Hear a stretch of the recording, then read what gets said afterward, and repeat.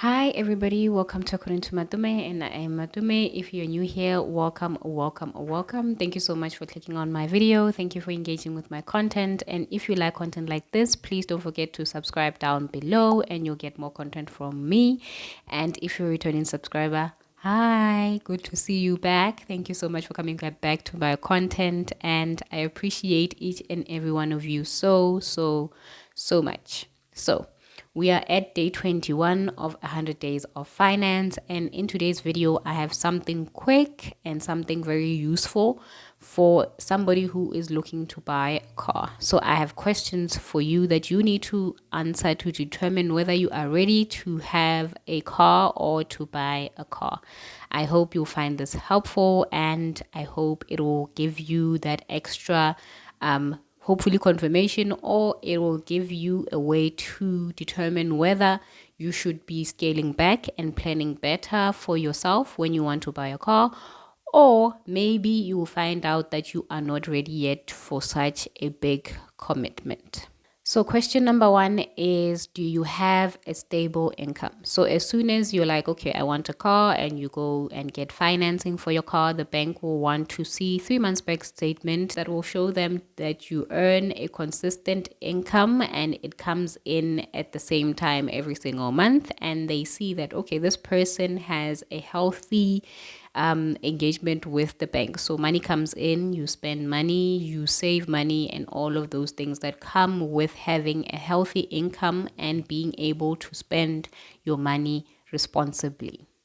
Number two will be, do you have a realistic budget? So if you saw yesterday's video, I talked about the true cost of owning a car. So does your budget fit all of those things that you need to pay for when you have a car, like monthly repayment, the interest rate, the balloon payment, the deposit, the maintenance, the petrol, everything that comes with owning a car? Do you have a budget that fits all of those things while you being able to pay your bills, being able to save, being able to live a comfortable lifestyle? So it is very important to be realistic with your budget and what you can afford when you buy a car. The next question will be, how is your credit score? Is it healthy? Is it within the right range? Typically what they will ask you is your credit score between 620 and 700? And do you have a healthy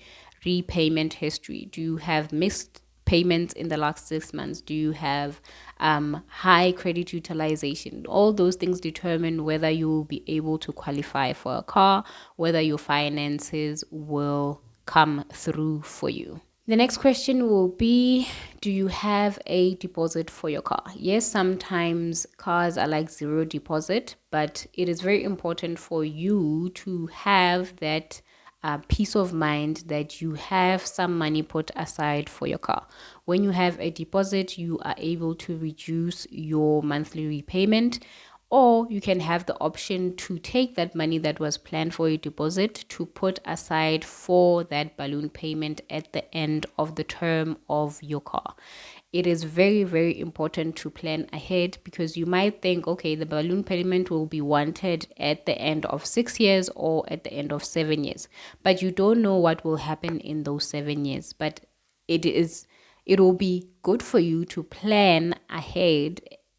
Now that you can save that money, start now for the future. You can use calculators to determine what the actual balloon payment will be in the future, and then as soon as you start saving for that 70,000 rand or that 60,000 rand, you will then know in the end you won't have to scramble and do things that will make you go broke because you didn't plan ahead for your deposit or balloon payment, or whatever option you want to take at the end of the day.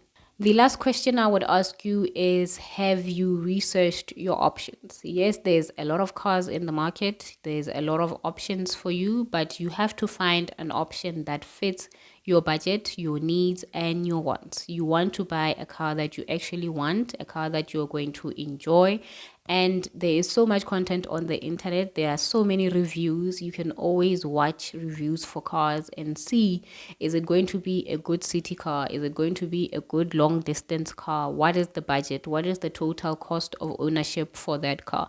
There are people creating this content to make it easier for people like you and me to be able to make such decisions. And these car websites have all the information that you need.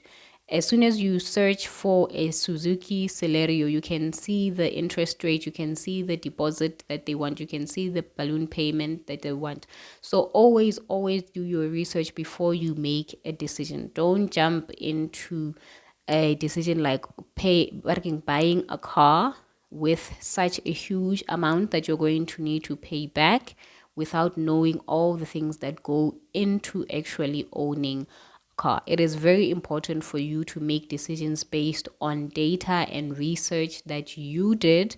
You can ask around, you can ask people that have had cars before, how did they do it? What wouldn't they do now, or what would they do differently if they had the chance to do it again? Ask those people, get that information, and then make an informed decision when you actually buy that car, so that you will be able to be as comfortable as possible when you get your car and you'll be able to enjoy it. So this is the end of today's video. I hope you enjoyed it. I hope you found it very useful. And as always, I will see you in tomorrow's video. Bye.